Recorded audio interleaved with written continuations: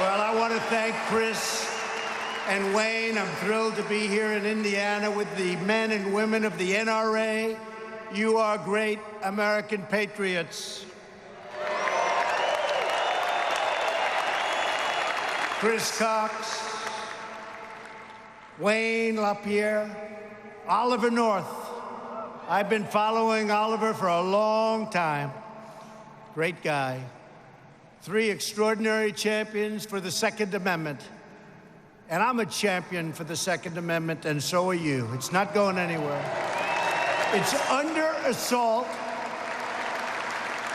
It's under assault, but not when we're here, not even close. I also want to thank our tremendous Vice President and Indiana's native son, Mike Pence, has done a fantastic job. And we're grateful to be joined by a number of terrific leaders from the Hoosier State. Governor Eric Holcomb. Where is Eric? You can't miss Eric, he's so big. Thank you, Eric. Senator Todd Young, terrific guy. Thank you, Todd. Senator Mike Braun, what a job he's doing.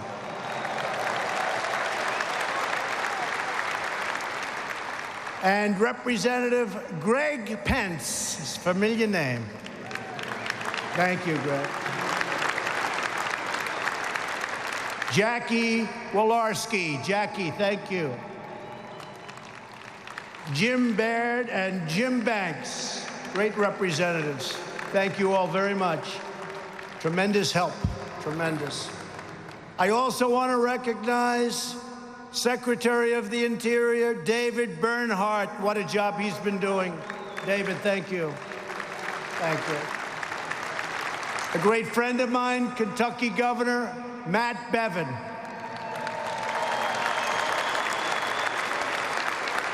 Thank you, Matt. And the House GOP whip, a man with more courage than most of us here today.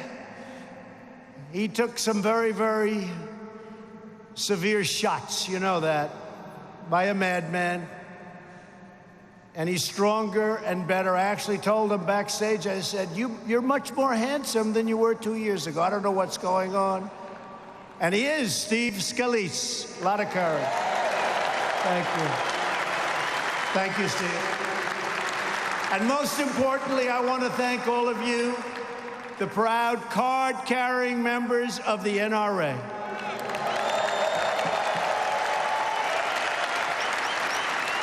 Every day you stand up for our God-given rights without exception, without fail, and without apology. Together we are fighting for the timeless values that have built and sustained our nation. And our nation is greater today than it has ever been. Stronger, richer, we're doing better than ever before. We are great Americans. You're doing a great job. Thank you. Thank you. We believe in the rule of law, and we will always protect and defend the Constitution of the United States. And there are some people that are running right now. I don't think they have that #1 on their list. We believe that children should be taught to love our country, honor our history, and always respect our great American flag. And we believe in the right to self-defense and the right to protect your family, your community, and your loved ones. We believe in the wisdom of our founders. And we believe in freedom and liberty and the right to keep and bear arms.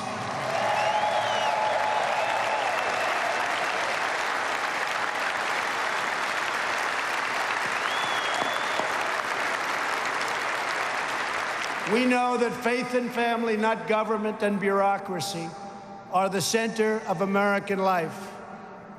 And above all else, we know this. In America, we don't worship government, we worship God.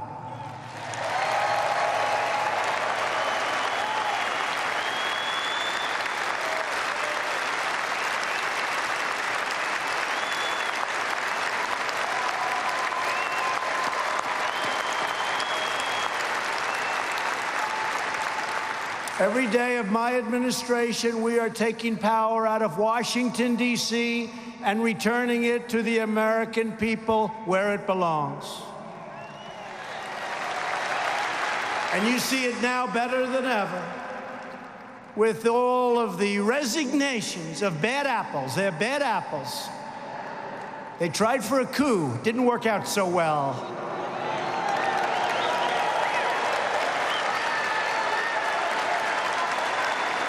And I didn't need a gun for that one, did I? All was taking place at the highest levels in Washington, D.C. You've been watching, you've been seeing, you've been looking at things that you wouldn't have believed possible in our country. Corruption at the highest level, a disgrace. Spying, surveillance, trying for an overthrow, and we caught him. We caught him. Who would have thought in our country? But it's called what we all together have done. Started 2.5 years ago on that great November 8th. That was a great day. Remember that day? Great day. And in a year and a half, we have one called November 3rd. It's November 3rd this time. Get ready to vote. You better. You better get ready to vote. But it's all called draining the swamp, and we are doing it faster than anyone ever thought possible. Very proud of it.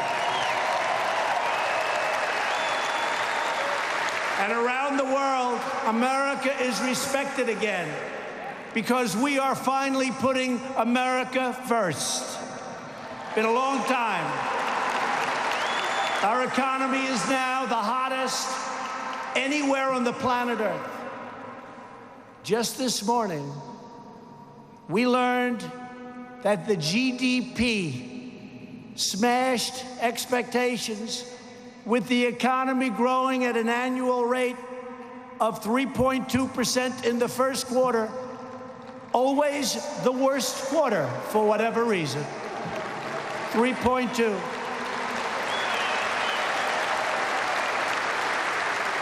And if we kept the same interest rates and the same quantitative easing that the previous administration had, that 3.2 would have been much higher than that, but they hadn't hit these numbers in 16 years. We had a tremendous increase in inventory investment. You know what that means? And listen to this, a very big increase in net exports. Isn't it about time? Isn't that nice? We've added almost 6 million jobs since my election. And if I would have said that during the campaign, all of those people back there, we call them the fake news, they wouldn't have believed it. They're fake. They're fake. Blue-collar jobs recently grew at the fastest rate in more than 3 decades. Nearly 5 million Americans have been lifted off of food stamps since our election. Wages are rising fast, and the lowest paid workers are making the biggest percentage gains of all, and that's nice to hear. It's about time. Unemployment recently achieved its lowest rate in 51 years, and very shortly, it should be its lowest rate in the history of our country. African American, Asian American, Hispanic American have reached the lowest levels of unemployment in our history. America's future has never been brighter, and yet Democrats have never been angrier, especially now that their collusion delusion has been exposed to the world as a complete and total fraud.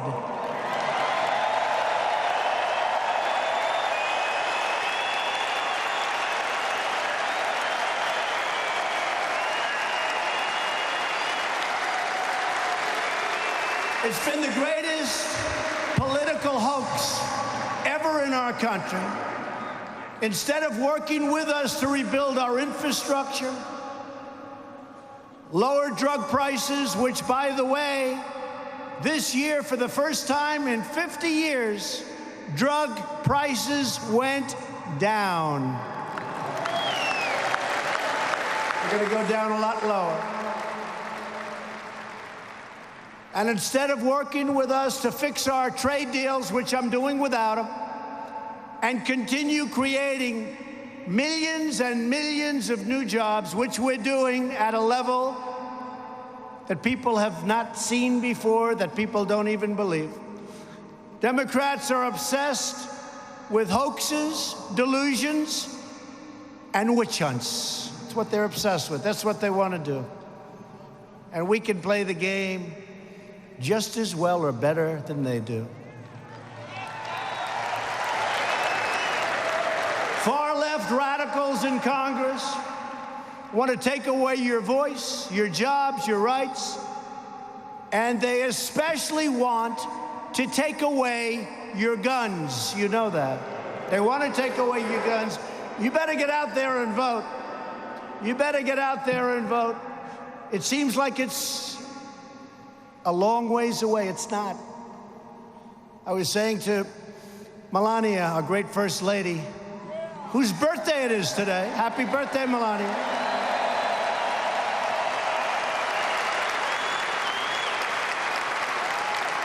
I remember standing 2.5 years ago in the same hallway where Abraham Lincoln and so many others have stood. My first night in the White House.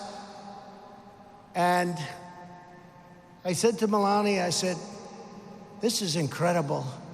And 4 years seemed so long away. And now here we are. We're getting ready to start up the campaign again. Start up the campaign again. I never want to do anything with MAGA because MAGA country and MAGA, Make America Great Again, has been great. But we've really made it great. We've made it great. We brought it back. And we're thinking about slogan, Keep America Great, because you have socialists and far-left Democrats that want to destroy everything that we've done. Your 401ks are going through the roof. Your stock market since the election has hit a record high. Almost 100 different records I've broken. Record high. But everyone's like a genius now. They buy stock and they're all up. Everybody's benefiting and jobs are benefiting. But it can all be taken away when you start putting the wrong people in office. We've cut regulations more than any president in the history of our country. And that's in 2 years. In 2 years, we did more to regulation. Think of that, than any president in the history of our country. It's one of the reasons our jobs are booming, one of the reasons the economy's booming. We gave you the largest tax cut in the history of our country, the biggest ever. And we got ANWR approved. And we got the individual mandate, the absolute worst part of Obamacare, eliminated. Now we're going for the rest. And we had it done except for one vote. You know what I'm talking about. One vote. In recent days, leading Democrats have proposed banning new guns and confiscating existing guns from law-abiding citizens. What they don't tell you is the bad guys aren't giving up their guns. And you're not going to be giving up your guns either. At the same time, House Democrats recently voted against notifying ICE, these brave, great, talented, brilliant patriots, when an illegal alien attempts to buy a gun, which is a felony. Democrats also support sanctuary cities that release thousands of dangerous criminal aliens onto our streets. In fact, they like the criminal aliens and aliens so much that when we're forced to release them into our country because of the horrible immigration laws that the Democrats refuse to give us the votes, we need some of their votes to change, we give them as many as they can handle.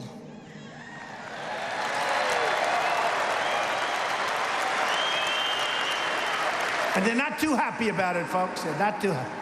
They said, who came up with that idea? They said only Trump could come up with that idea. We give them as many as they can handle. In other words, Democrats want to disarm law-abiding Americans while allowing criminal aliens to operate with impunity. But that will never happen as long as I'm your president, not even close. I promise to defend the Second Amendment rights of every American, and I always will. I'll never let you down. Never let you down. Haven't so far, and I won't. Because as the famous saying goes, when guns are outlawed, only outlaws will have guns. Very simple. The Democrats are also working hard to block the wall. But we are building the wall. They're not happy about it. And we will have over 400 miles of wall built by the end of next year.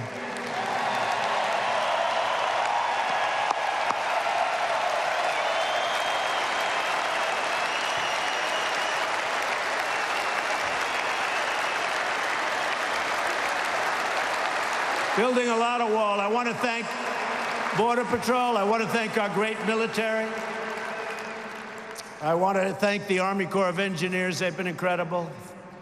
And we are doing something that I could do very quickly, and we're doing it very quickly.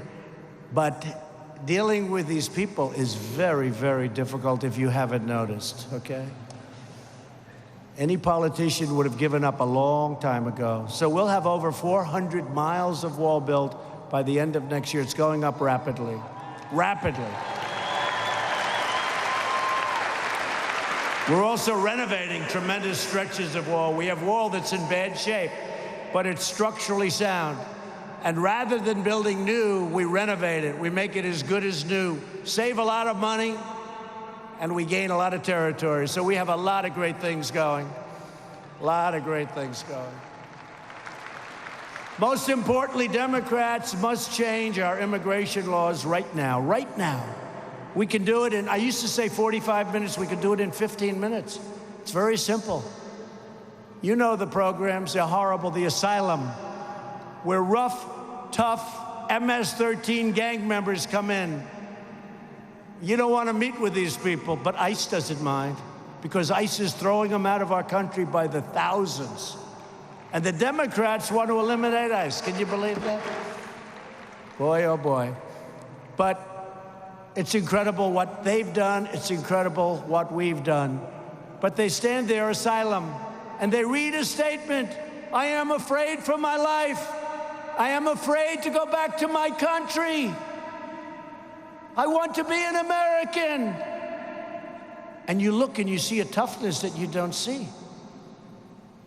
And you just see what happens with the mayor of Tijuana and others. They say, these people, we try and help them, and they start hitting us. They start punching us. We don't want them in our country, and they're not getting into our country. And when they have in the past, a lot of them have come in, we're throwing them the hell out. They're out. We're getting them out. But we can fix the problem so easy. And when we fix the problem, the wall is one thing, and that will have an incredible impact. But they won't even be coming up if we change our old, broken, ridiculous, weak immigration laws. They won't even be coming up. They won't make the journey. The wall is still good to have. We need the wall. But all of those people you see coming up, thousands and thousands of people, they won't be coming because they're going to say there's no way we can get into the United States anymore except by going through legal channels. And what we want is we want people. We need them for all of the great companies that are coming in. But people have to come in to our country legally and through merit. Through merit.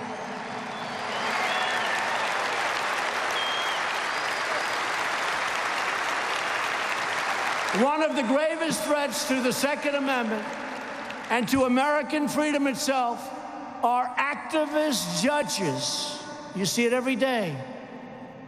Every day. They almost always file in a certain little jurisdiction. I won't tell you what it is, but you all know. Every time we get sued on the ban, which we ended up winning, you know, we have the ban. We lost in the Ninth Circuit. We shouldn't have. We lost in the Ninth Circuit Court of Appeals, which we shouldn't have. And we won at the United States Supreme Court. So we have the ban, travel ban.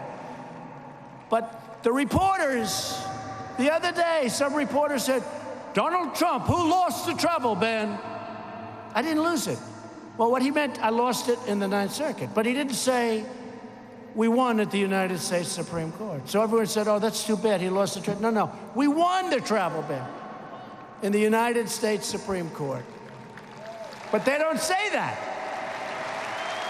So when we confront them, they said, no, we were referring to the lower courts. I said, what about the upper court? They ruled, it's done.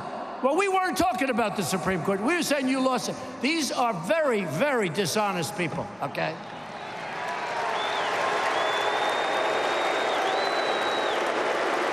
Nobody gets it. Why?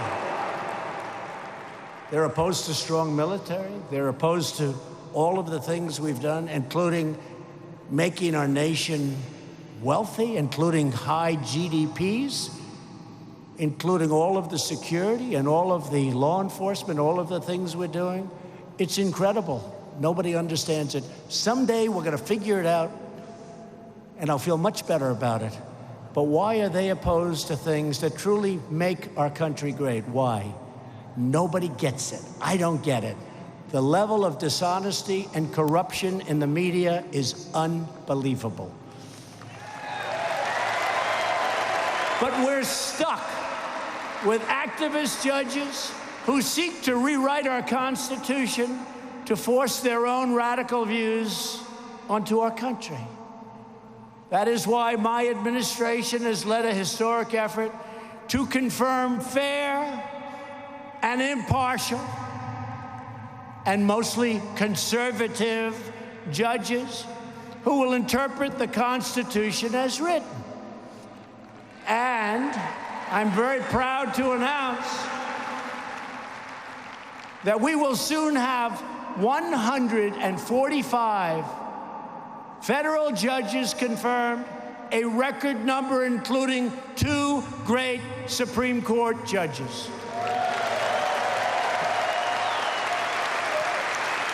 Justice Gorsuch, Justice Kavanaugh, 2 fantastic justices. In fact, next week, we will confirm our 100th federal judge. Nobody knows what that means. The percentage is incredible. Nobody knows what that means. And in the end, I expect to have the second highest percentage of judges confirmed in the history of the United States, more than any other president, except one. I'll never beat this one. Percentage of judges approved. You know who the one is? Take a guess. George Washington. He gets 100%. Now, he had 100%. He named every one of them. But you know what? We'll have more of them. George Washington. But we're also defending free speech on our college campuses.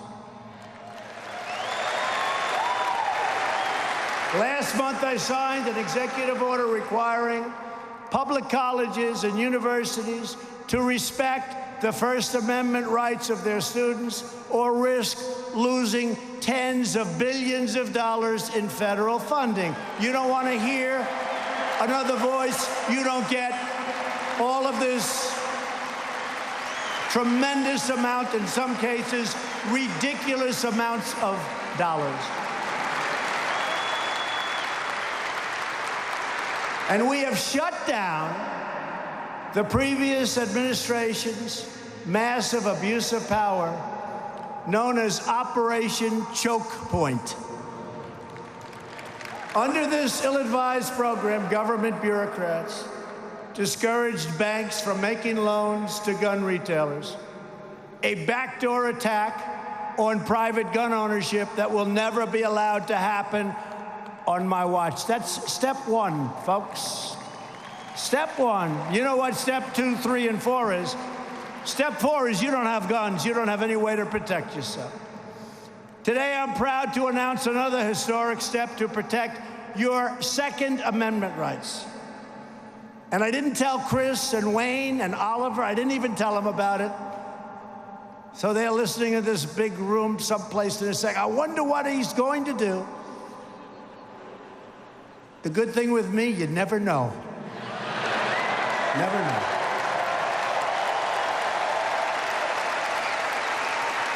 That's why we're making trade deals that are so good for our country. So in the last administration, President Obama signed the UN Arms Trade Treaty. And in his waning days in office, he sent the treaty to the Senate to begin the ratification process.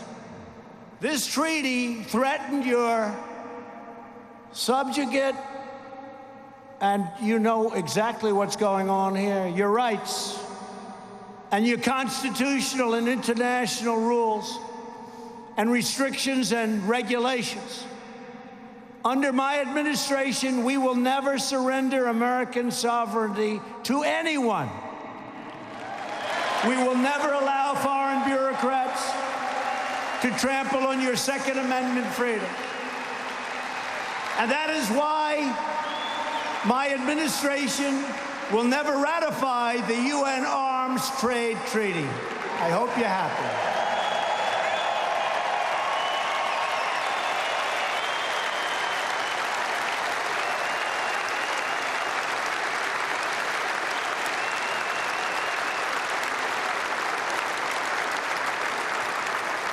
I'm impressed. I didn't think too many of you would really know what it is. You know what it is?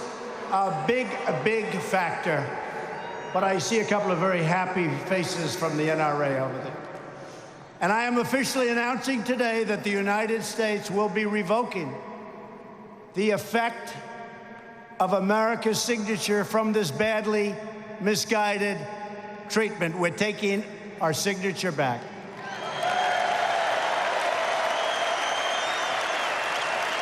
The United Nations will soon receive a formal notice that America is rejecting this treaty.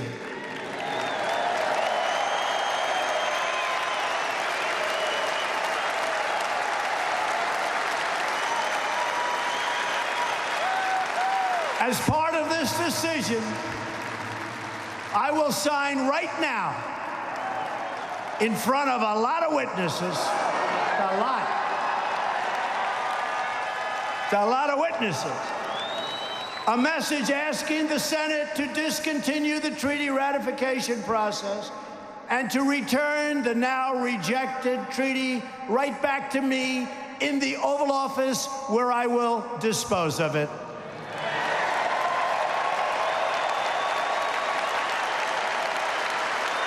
By taking these actions, we are reaffirming that American liberty is sacred and that American citizens live by American laws, not the laws of foreign countries. Thank you.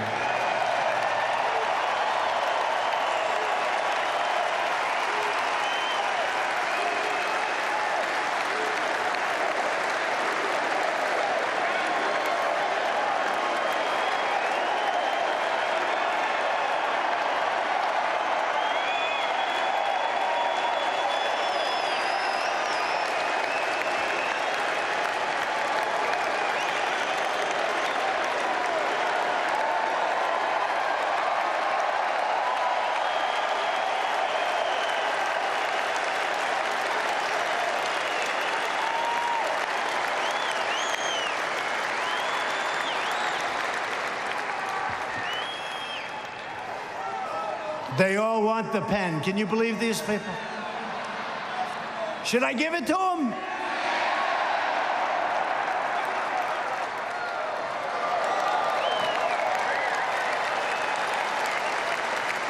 Famous pen. As we protect gun rights for law-abiding citizens, we are also getting guns out of the hands of violent criminals. When I took office 2 years ago, one of my highest priorities was to reduce violent crime. In the 2 years before my inauguration, the murder rate had increased by more than 20%, and the United States had experienced the largest increase in violent crime in over 25 years. For this reason, my administration resurrected Project Safe Neighborhoods, bringing together prosecutors, police, sheriffs, and citizens groups to put the most dangerous offenders behind bars. We funded 200 new violent crime prosecutors. We charged a record number of criminal offenders. And last year, we prosecuted the most violent criminals ever in our history. And now, violent crime is way down. Murders in America's largest cities dropped by 6% between 2017 and 2018. But I do have to ask you, what the hell is going on in Chicago? What is going on? We could solve that problem, we would have been down even a lot more. And it's not a tough problem to solve. You got to let law enforcement do what they have to do. They'll solve the problem very quickly, very quickly.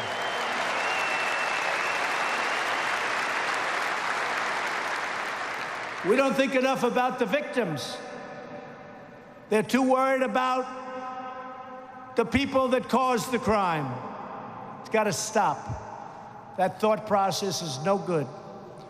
The number of police officers shot and killed in the line of duty last year, I'm so happy to report, is down 21% compared to the year before, and that was the year before I took office.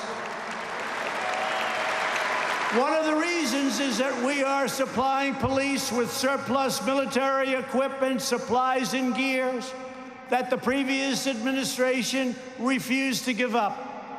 This is surplus. This is extra. We don't need it.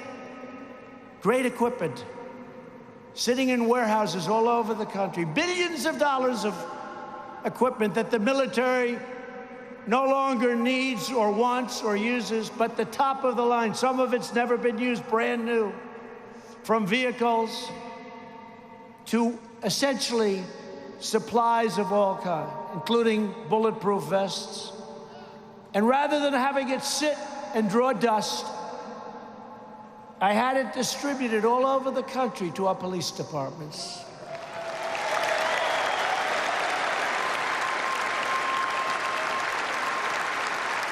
And that's why you see these numbers. It's a great thing. You know, a lot of being president is common sense, right? Don't you think, right? It's common sense. Have a good heart, but it's common sense.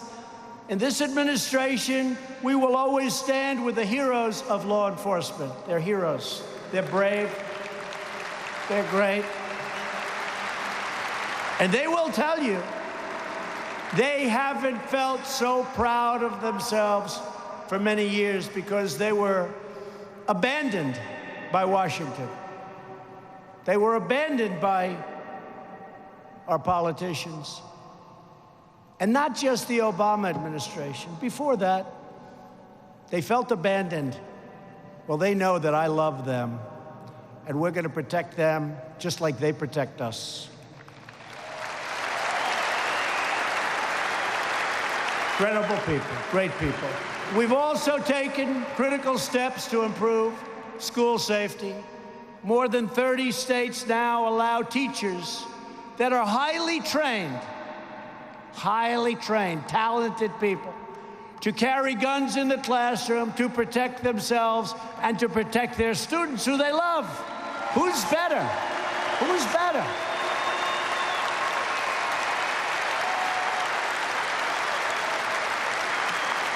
I've been calling for that for the last 2 years, and I think we had a big impact. Some legislation's passed, and they don't have that few paragraphs. And the legislators actually go back to governors and say, we're not passing it unless you allow that to happen. So we've come a long way. But who's better to protect our students than the teachers that love them? Through Stop School Violence grants, we are helping local schools and police departments to hire more officers, train more teachers, and address early warning signs of mental illness. Every day, citizens across America exercise their constitutional right to defend themselves, their families, and their communities. That's a constitutional right. They want to take it away from you. They will take it away. You let these maniacs get into office, they will take that right away. I mean, you see what's going on.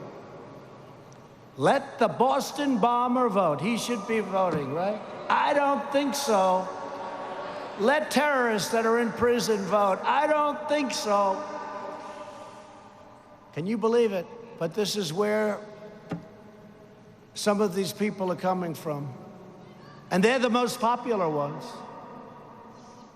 When Bernie Sanders made certain statements the other day, I said, well, that's the end of his campaign. Then what happened is everybody agreed with him. Or most of them. We know that the only way to stop a bad guy with a gun is a good guy with a gun.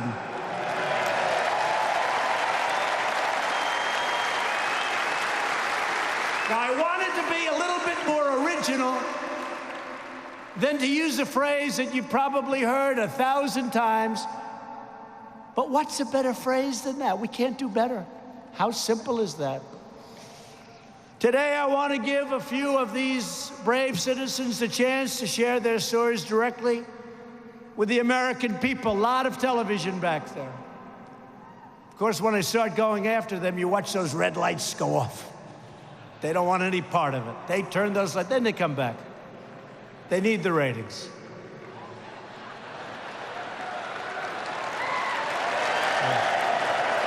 They come back. In fact, at a certain point, I think they'll probably all endorse me. Because would they be dead without me? Can you imagine? Can you imagine having some nice, boring person get up here? Well, they wouldn't be up here. They would be as far away from you as possible. April Evans joins us from Virginia.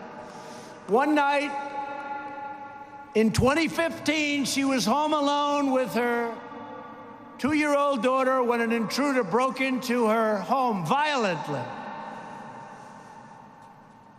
April took care of it. April, please come up. Please, April.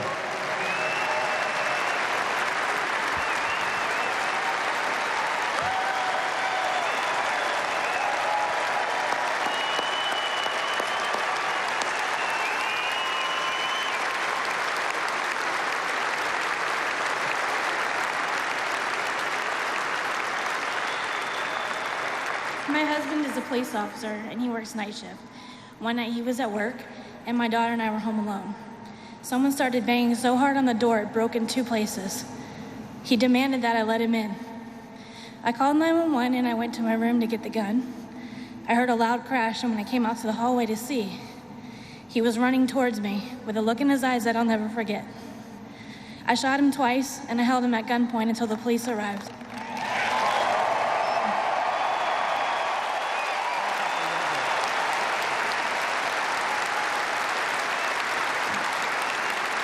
This event was something that changed my life.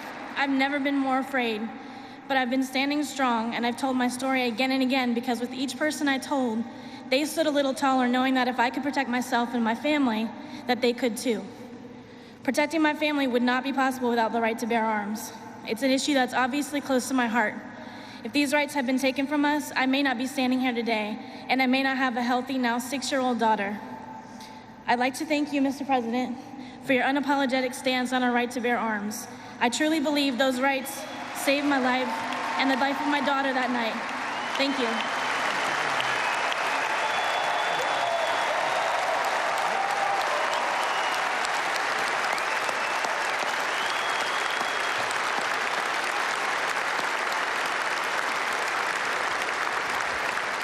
Thank you, April. She was able to defend herself. Also with us is Mark Vaughn, who owns a meat processing plant in Oklahoma. When an employee began attacking coworkers with a knife, viciously and violently, Mark drew his gun and ended the assault immediately, saving countless innocent lives. Mark, please come up.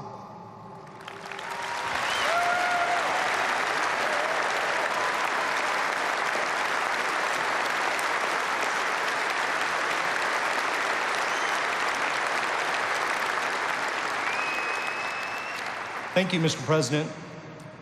Welcome all. I got a call late one Thursday afternoon while sitting at my office. A frantic call from our customer service group said an attacker with a knife was victimizing people in our office. I ran to my vehicle, ran the 100 yards to the other end of our complex. It was a very chaotic scene. Screaming, crying, blood everywhere. I immediately entered the building, ran down a hall. I immediately entered the building, ran down a hallway, and saw a man attacking a woman in the neck and head with a large knife. I yelled. He stopped, paused for a moment, and ran at full speed toward me. At about 18 feet, I fired 3 rounds from my AR-15 carbine.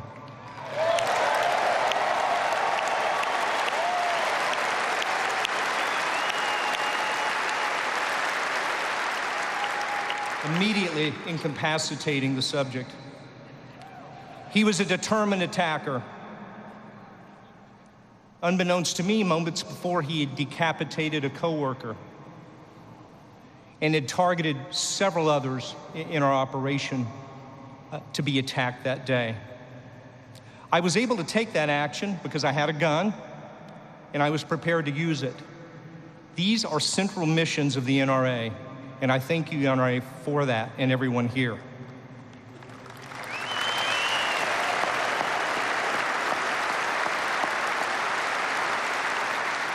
We have but one true thing, one true mission before us today, and that's to come together like we never have before, to preserve our foundational freedom to bear arms in the defense of ourselves, those we love, those we seek to protect, and most importantly, our liberty. Lastly, I'd like to express gratitude. No other president in our lifetime has stood with us so strongly in defense of our Second Amendment rights. Thank Thank you, Mr. President.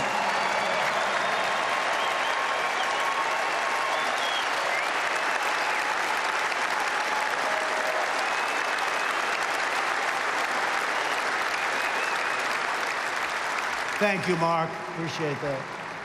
Thank you very much. Great job. Thank you. Finally, Stephen Williford joins us from Sutherland Springs, Texas, great state of Texas, where a mass shooter opened fire at the First Baptist Church.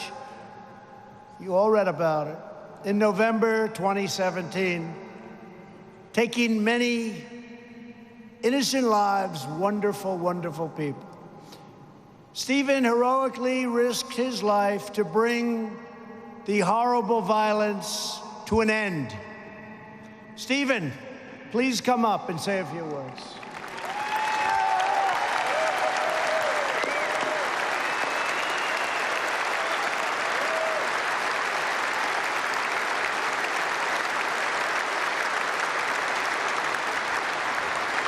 I would like to thank first the NRA for this opportunity, and then I would like to thank our president for this opportunity.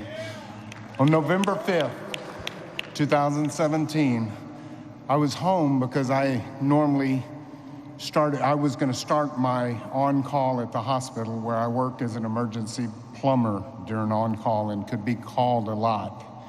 So I stayed home from church that day because I wanted to get rest. Wasn't to happen. My daughter came into my bedroom and said, "Dad, doesn't that sound like gunfire to you?" I ran to my window thinking it was someone tapping at the window, and she said, "No, come into the kitchen," where I immediately said, "It is gunfire." My daughter was an NRA distinguished expert when she was 8 years old.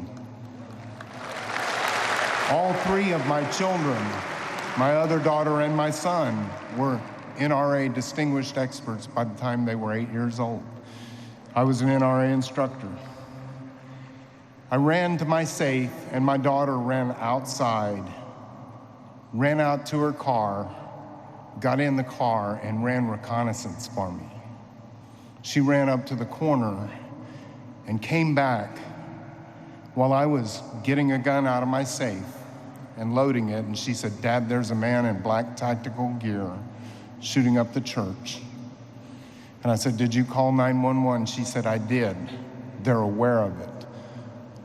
Right away, that told me police were coming, but I couldn't wait. I couldn't wait. Our police department in Wilson County is some of the best officers in this world, and they were racing as fast as they could, but my community couldn't wait for them. I ran out the door and I told my daughter to load another magazine for me because I gave her busy work. I didn't want her to be there if I failed, and I didn't want her to be there for a target for him. The Holy Spirit took over me at that moment, and as I ran across the street, I yelled out. The gunman heard me inside, so did some of the people from the church, so did my own daughter. He came running out of the church and started shooting at me. I put 2 shots, center mass. He stopped shooting at me, ran to his vehicle. The 2 shots, center mass, he had class 3 body armor on. They made no difference, but when he ran and turned around his door to his vehicle, I put 1 in his side and 1 in his legs. He got in his vehicle, he put 2 more shots through the side window. I put 1 where I perceived his head to be and shot through the window. He took off and ran away down the street, and I'm thinking, oh my God, he's getting away. I ran out into the street, took 1 more shot that went through his back window, penetrated the driver's side seat, and hit him just right of the left shoulder blade. He continued to run. I met up with a man that was just parked and watched the whole thing, and everybody in this world would have just driven on, but this is Texas. We aren't known for our sanity. I found out later his name is Johnny. and I got in the truck with Johnny and we gave chase. And at the end, the gunman, being the coward that he was, took his own life. Inside the church were more heroes than we can even talk about in a limited amount of time. But I'm here today to talk about the fact that I used my own AR-15 to confront a shooter that had dropped 15 30-round magazines in my church. He murdered 26 people and injured 20 more. There were only 7 people that walked out of that church without a gunshot wound.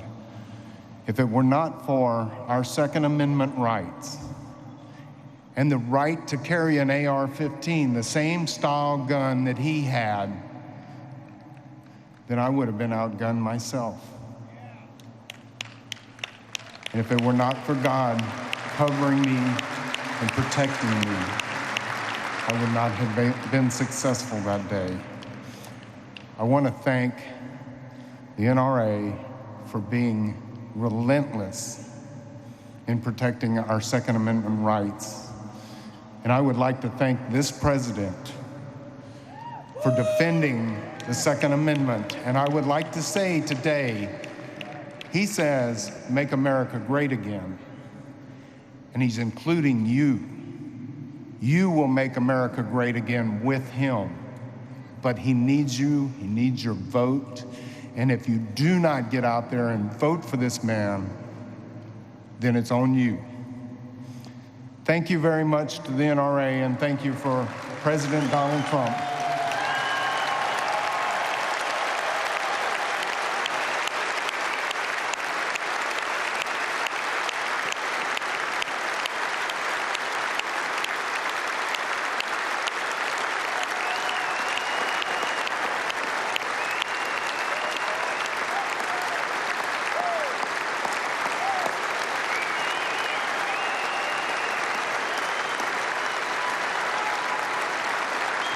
Oh, what a job. Thank you.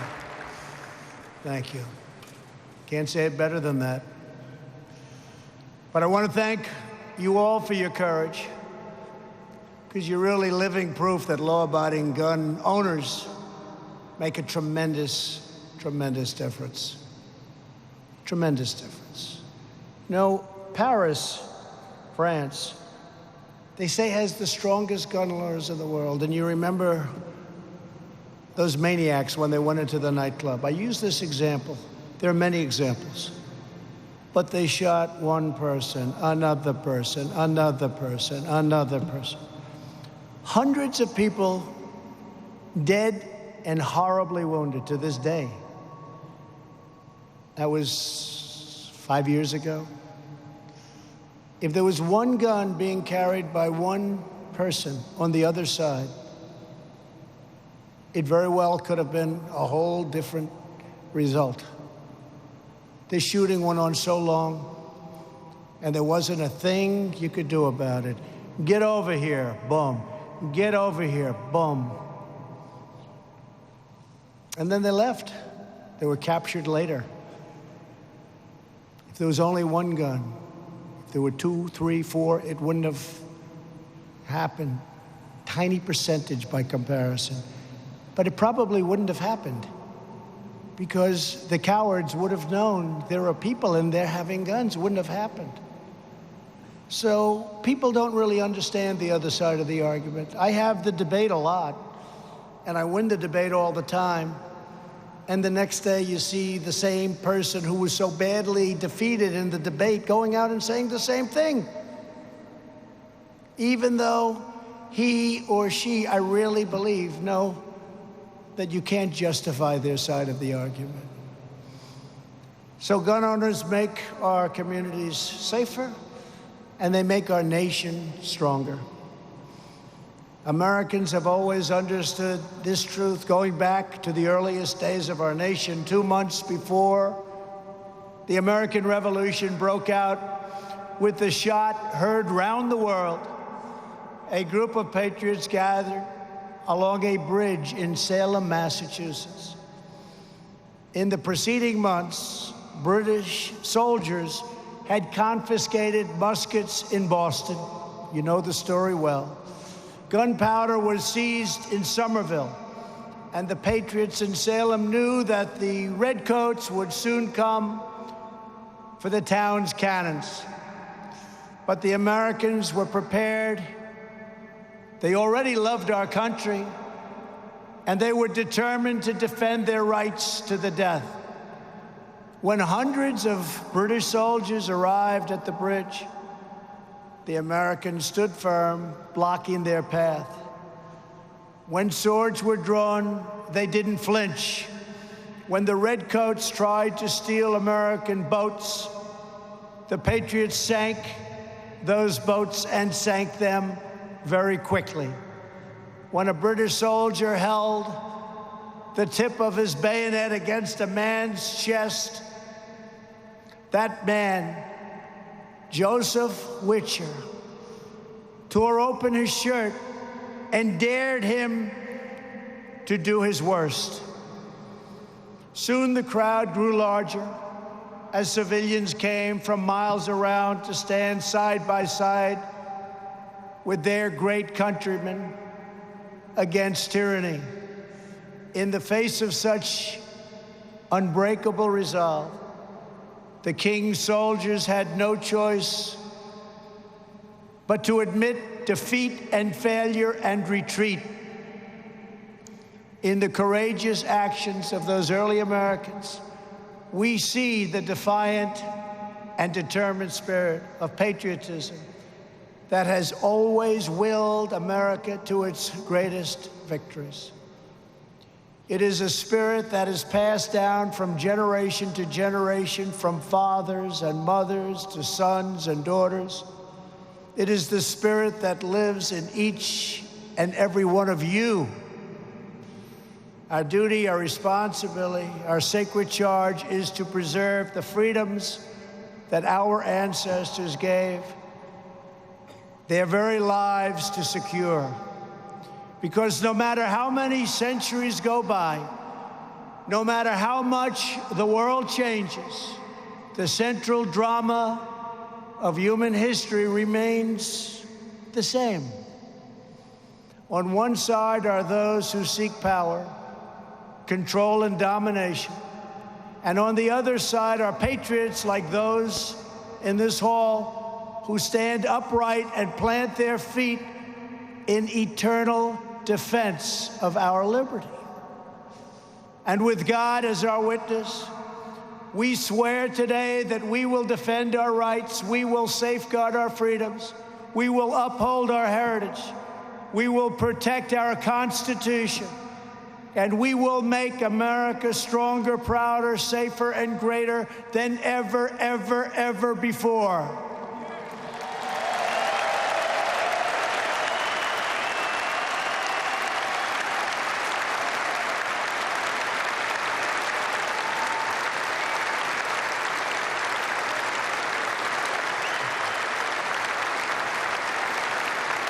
To all of our incredible friends at the NRA, thank you for fighting the good fight. It is an honor to fight by your side, and it's an honor to be with everyone in this giant hall today. I am with you. I will never, ever let you down. Thank you. God bless you, and God bless the United States of America. Thank you. Thank you.